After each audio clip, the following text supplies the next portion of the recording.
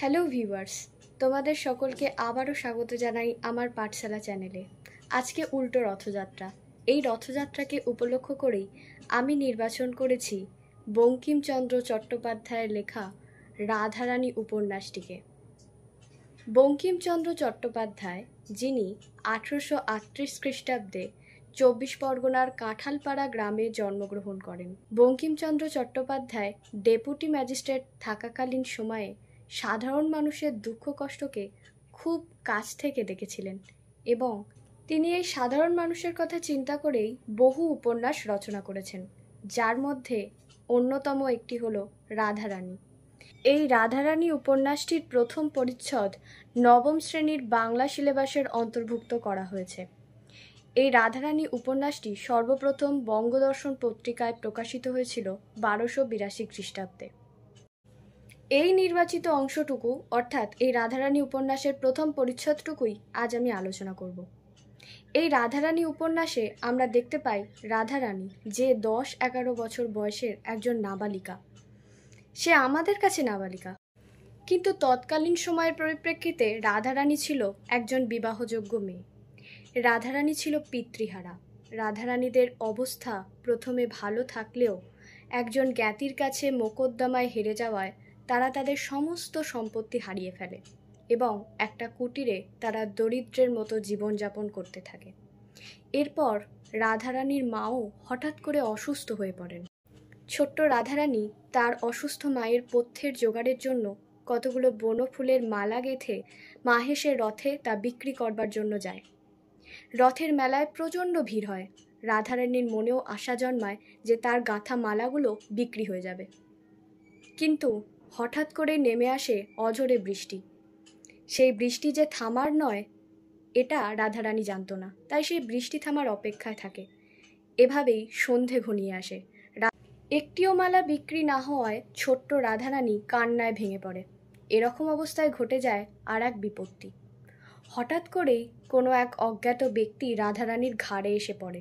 যেহেতু বর্ষার বৃষ্টিতে চারিদিকে পথঘাট পিচ্ছিল হয়েছিল, এরপর উভয়ের মধ্যে কথোপকথন হওয়ায় রাধারানীর সম্পর্কে ওই অজ্ঞাত ব্যক্তি জানতে পারে এবং অতীব সযত্নে রাধারানীকে তার বাড়ি অবধি পৌঁছে দেয়। রাধারানীর কাছ থেকে সেই বনফুলের মালাও সেই ব্যক্তি কিনতে চায়, কিন্তু রাধারানীকে দাম জিজ্ঞাসা করা হলে রাধারানী তখন কিছুটা বিতস্তত হয়ে পড়ে যে ব্যক্তি তাকে এত যত্ন করে তার নিজের বাড়িতে পৌঁছে দিয়ে গেল এমন অন্ধকারে, এমন বর্ষার ঘন ঘটায়, তার কাছ থেকে সে কিভাবে দাম নেবে। কিন্তু পরিস্থিতির কারণে রাধারানী বাধ্য হয় সেই অজ্ঞাত ব্যক্তির থেকে ওই মালার দাম নিতে। সে দাম হিসাবে জানায় 4 পয়সা। 4 পয়সার বদলে সেই ব্যক্তি তাকে একটি চকচকে পয়সা হাতে দেয় এবং রাধারানী ছিল অত্যন্ত সৎ এবং নির্লোভ মনের, তাই সে ওই ব্যক্তিকে জানায় সেটা যদি টাকা হয় তাহলে রাধারানী সেটা গ্রহণ করতে পারবে না। এরপর ওই ব্যক্তি রাধারানীকে তার ভিজে কাপড়টি বদলাবার জন্য বলে। তখন রাধারানী জানায় তার আর কাপড় নেই, তার একটি মাত্র কাপড় ছিল, সেটাও সে কেচে দিয়েছে। এই বলে রাধারানী ওই ব্যক্তিকে অপেক্ষায় রেখে ঘরের মধ্যে প্রবেশ করে ওই পয়সাটিকে আলোতে দেখবার জন্য।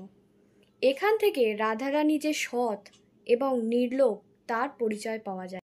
অত্যন্ত সৎ এবং নির্লোভ না হলে এমন সাংসারিক টানাপোড়েনের মতো অবস্থা থাকা সত্ত্বেও রাধারানী কখনোই এমন কথা বলতে পারত না।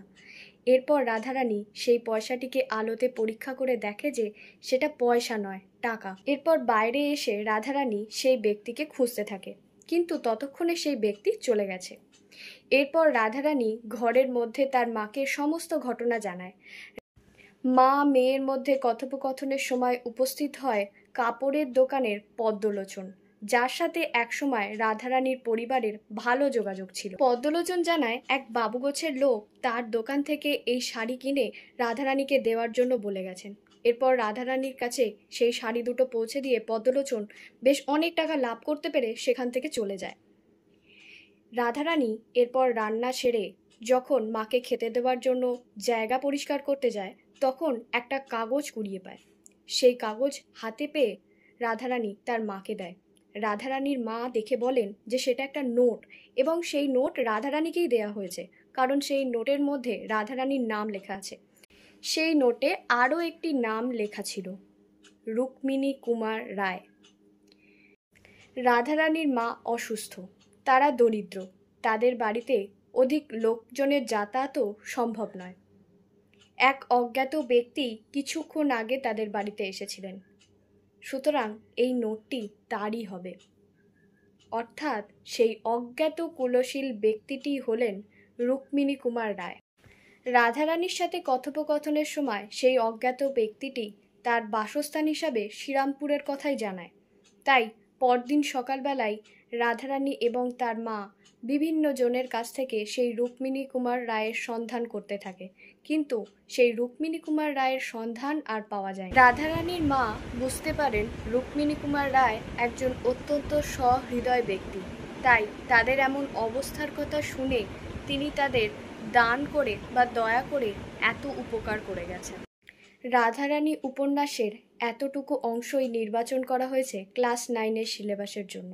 এই রাধারানী উপন্যাসটির কেন্দ্রে রয়েছে রাধারানী, তার মধ্যেকার সততা, মানবিকতা, দায়িত্ববোধ সমস্ত কিছুই পাঠক মনকে রাধারানীর প্রতি আরও মুগ্ধ করে তুলেছে। এই সমগ্র উপন্যাসটির মধ্যে রয়েছে এক অদ্ভুত স্নিগ্ধতা।